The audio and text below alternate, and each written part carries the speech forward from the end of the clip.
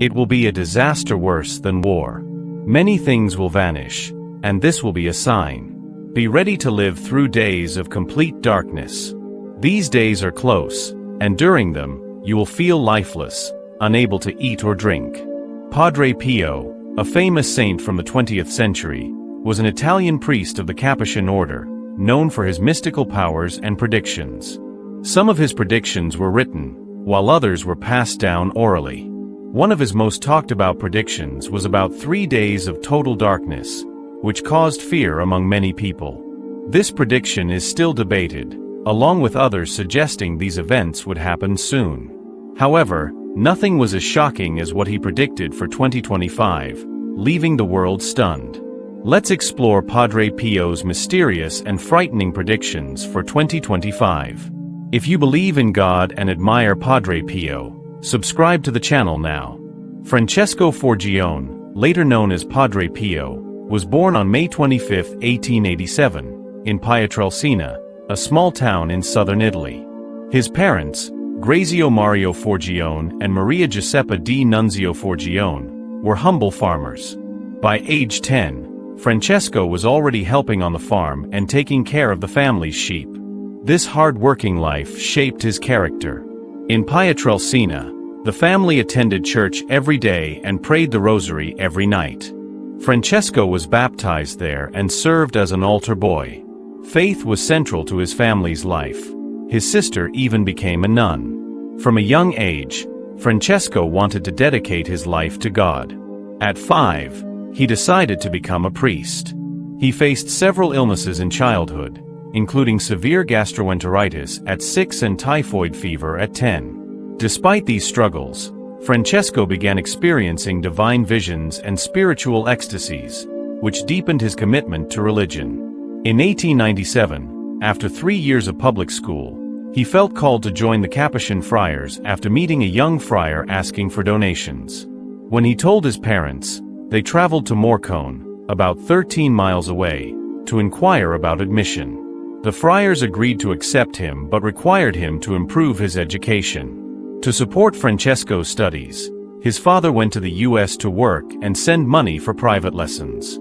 During this time, Francesco was confirmed in the Catholic faith on September 27, 1899. After meeting the education requirements, he joined the Capuchin Friars Novitiate on January 6, 1903, at age 15. He took the Franciscan habit and adopted the name Friar Pio, in honor of Pope Pius I. He made his initial vows of poverty, chastity, and obedience.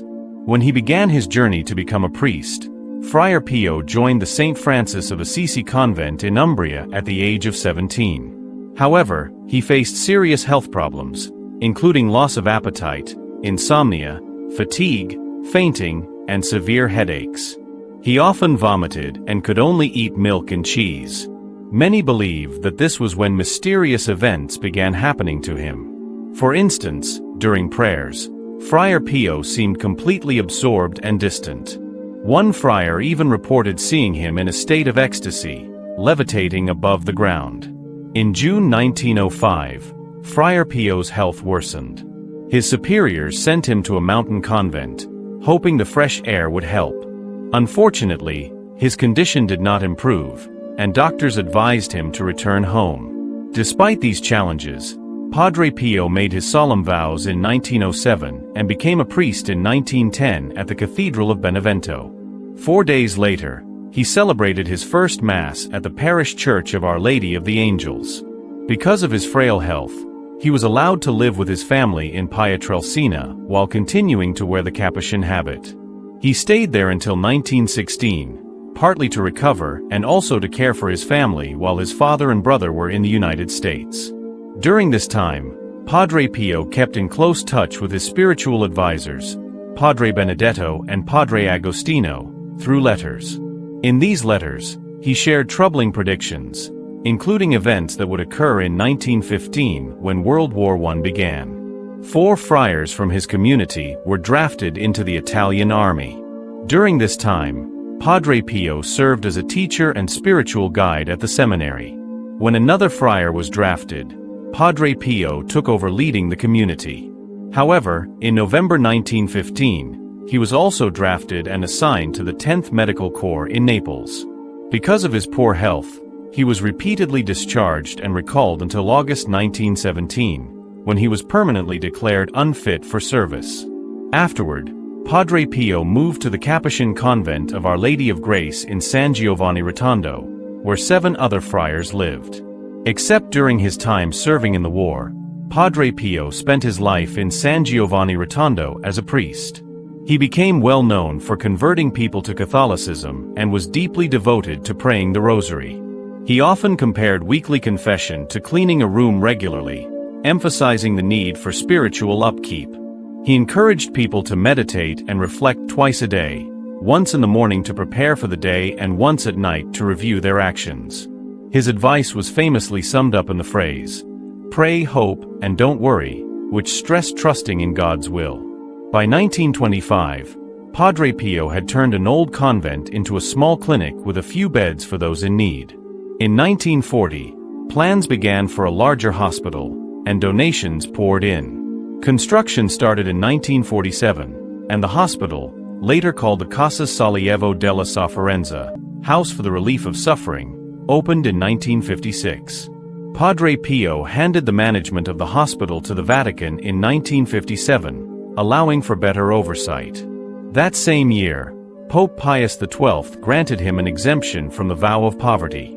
Padre Pio's life drew many to San Giovanni Rotondo.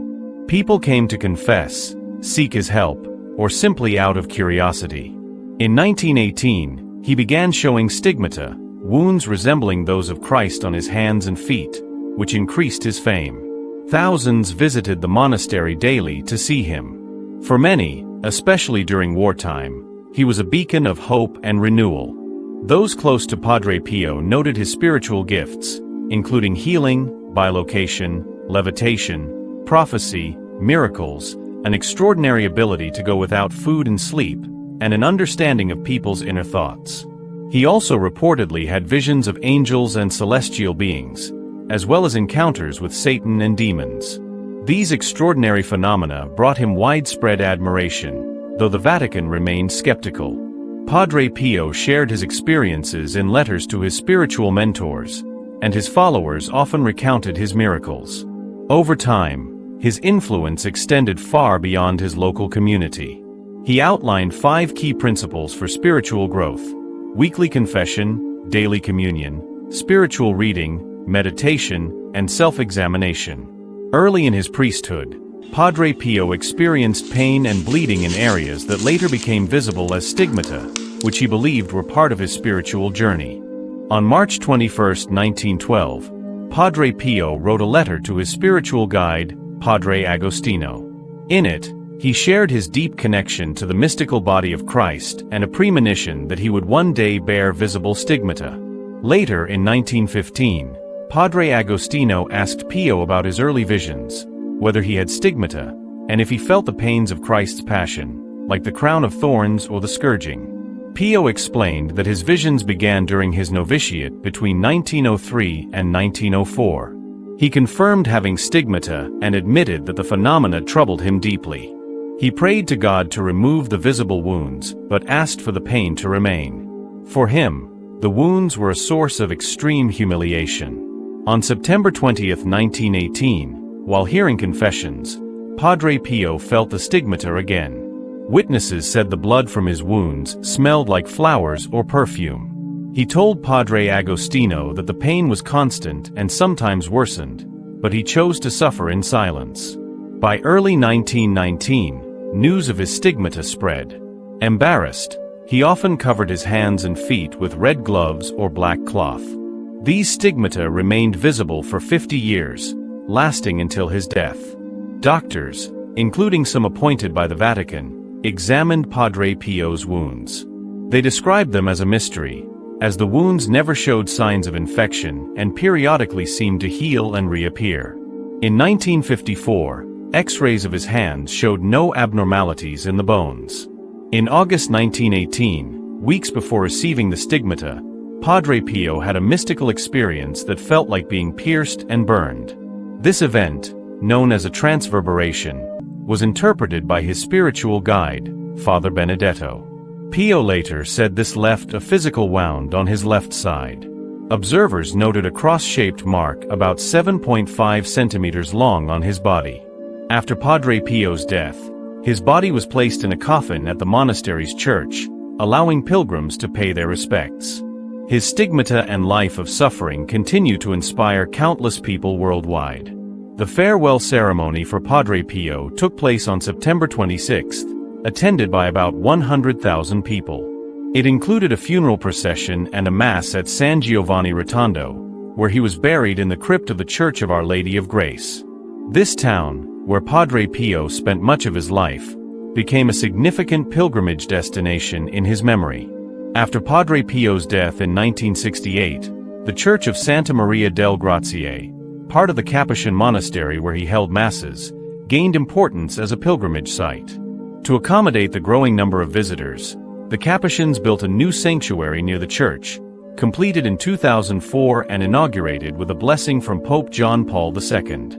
Padre Pio's relics were placed in the sanctuary's crypt for pilgrims to venerate. Pietrelcina, Padre Pio's hometown, also became a popular pilgrimage site.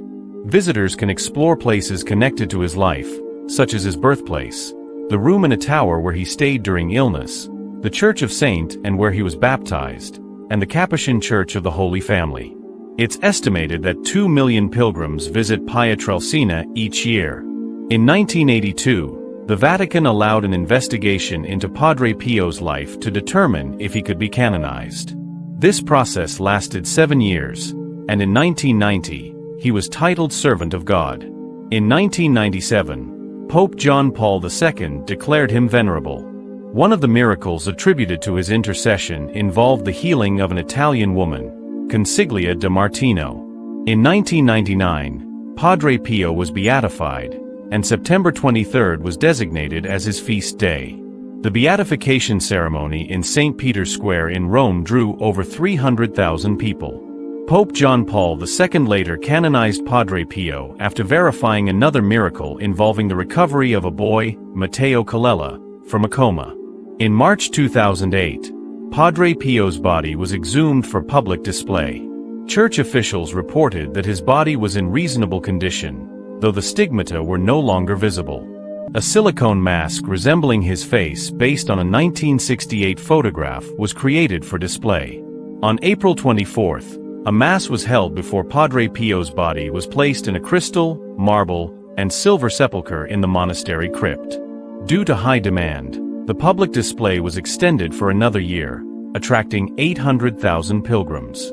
His remains were later moved to a golden crypt in the Church of St. Pio in San Giovanni Rotondo. Padre Pio is renowned for his stigmata, mystical experiences, and prophecies. One of his prophecies, the 3 Days of Darkness, suggests catastrophic events in 2025. While debated, this prophecy has sparked interest in his ability to predict events with surprising accuracy. Many followers see these predictions as evidence of his divine connection and deep spiritual insight. The legend of the 3 Days of Darkness describes a frightening time when the earth will be covered in complete darkness for 3 days and nights. According to this prophecy, the darkness will be so deep that only candles made from blessed beeswax will provide light. During this time, many tragic events are expected to happen. Demons may appear, and those who oppose the church will face their end. This legend is often compared to biblical events, such as the 10 plagues of Egypt and the visions in the book of Revelation, where darkness plays a significant role. It is believed that this prophecy was mentioned by Father Pio in a letter he wrote to the Herald Sack Commission, allegedly selected by the Vatican. The letter, written between 1949 and 1950, reportedly contains messages from Jesus about these dark days and the events leading to the end of the world. Father Pio advised people to prepare by staying indoors, closing windows, praying the rosary, reading spiritual texts, and caring for animals. He emphasized repentance and seeking forgiveness for sins as key to surviving these days. The prophecy describes an extremely cold night with strong winds and thunder. During this time, people are instructed to close all doors and windows, avoid talking to anyone outside, kneel before a crucifix, confess sins, and ask for protection from Mary, the mother of Jesus. Believers say those who follow these instructions will be protected by divine intervention, and normal life will return with the sunrise on the fourth day. Father Pio's followers attribute miracles and profound spiritual messages to him, believing these writings were direct warnings from Jesus. The prophecy speaks of immense suffering, comparing it to the destruction of Sodom and Gomorrah, and warns of an impending divine judgment. One message from the prophecy reads, my son, I long for the moment to show the great love of my heart. Pray and do penance. Ask others to do the same, for the time is coming when I will visit those who have not used the time of grace. Keep praying so the enemy does not gain power over you. The prophecy also mentions a great purification, where those spiritually prepared will be protected, while others will face significant hardships. Believers are encouraged to use blessed objects, such as holy water and sacred candles, for protection. The disaster is described as worse than any war, with many things disappearing during these days of darkness. Interpretations of the prophecy vary. Some believe it predicts real future events, while others see it as symbolic, encouraging spiritual growth. Regardless of interpretation, this prophecy continues to intrigue Catholics worldwide, serving as both a warning and a call for reflection and faith.